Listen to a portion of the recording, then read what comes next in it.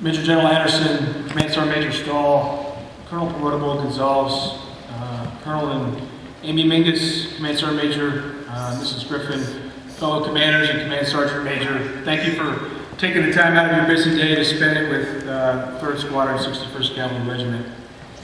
I must admit that I struggled with what to say today, as it is not certainly where I wanted to be on the 15th of February 2012. However, command is not about you, it's about those who you serve as the commander. Therefore, it is important that this day be about the men and women who stand before you as the destroyers of 361 Cav. It has been my honor to serve as their squadron commander for the last 18 months. From resetting the squadron, beginning in the summer of 2010 to the eve of the deployment to Afghanistan, this has been the experience of a lifetime and a career. I have many folks to acknowledge and thank, so please bear with me. If I omit anyone, please don't take offense. Try writing a speech with a 3-year-old and a 1-year-old in the house. I would like to start off by thanking General Anderson, the 4th Infantry Division, and Fort Carson leadership for making 4th ID and Fort Carson a great place to live, serve, and command. People fight to get here, and it's not just because of the mountains. As I talk to peers and friends, this division has a great reputation across the Army, and soldiers and families want to be here.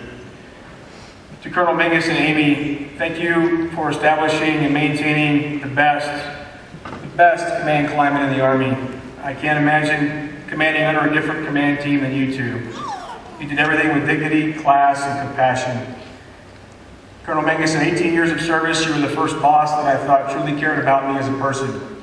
It was an honor to command with you, and I would fight to do it all over. Amy, you are a wonderful role model for all of the junior spouses. Thanks for being such a nice person and a friend to our family. Stephanie and I will miss you both. To my fellow battalion commanders and their wonderful spouses, the Army randomly put us together through the command slating process, and they got it right. No egos, no drama, just teamwork and mutual respect. Every former battalion commander has fellow commanders they served with. Only a lucky few leave with friends for a lifetime. Scott and Carla, Brandon and Lilla, Gary and Michelle, Clinton, Lori, Jim and Sonia, Dean and Kathy, Stephanie and I thank you for your friendship. We will miss you.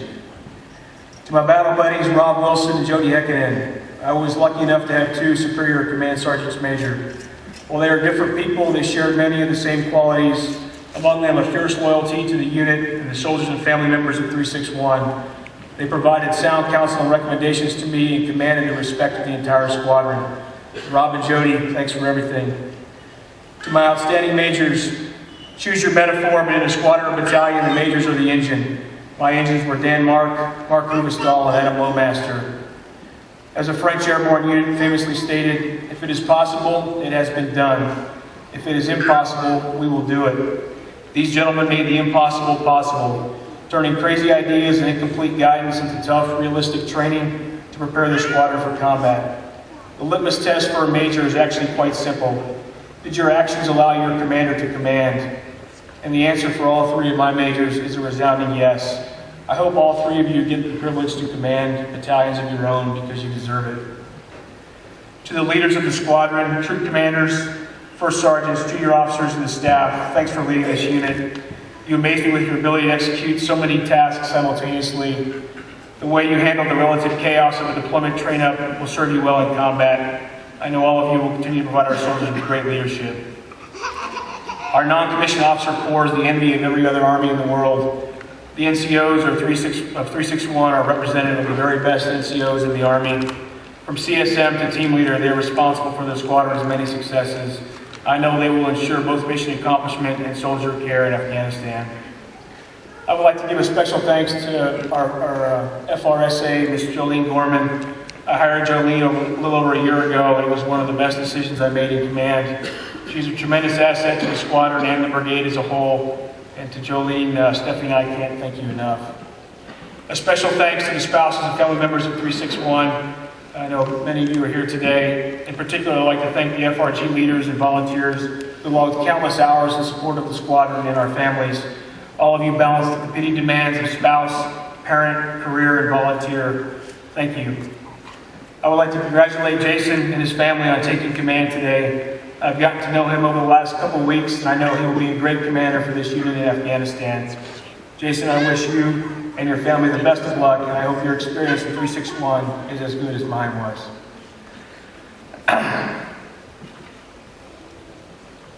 I'd like to thank my parents for their unwavering support for nearly 40 years. They've always been there for me, for Stephanie, and for our boys. Mom and Dad, thanks for everything. My lovely wife, Stephanie, thanks for always being by my side. You care deeply about the soldiers and family members of the squadron, and it shows. From serving as our FRA, to being an Army wife, to raising our 2 little boys, you make it look easy, and I love you. To our little guys, Jack and Luke, who seem to be behaving for a change, thanks for turning an occasional bad day at work into a great day when I got home. I love you guys. Last, but certainly not least, to the soldiers of 361 Cav, you are America's national treasure. It's hard to believe, but most of you were in elementary school when this war started. So thank you for serving our nation when we needed it most. You are my inspiration every single day. In time, unfortunately, our individual memories of each other will fade. I will, however, never forget you as a group, as a team, as a unit, as the destroyers. I love every single one of you, and I will miss you. If someone were to say to me, hey, we can rewind 18 months, we can fix your neck, and promise you command of any other unit in the Army for 2 or 3 years, or you can relive your experience in 361 Cav and play it out as it has, it would be an easy decision. I would do it all again. I cherish the 18 months we had together, and I wouldn't trade it for anything. Steadfast and loyal, led by love of country, Origin District.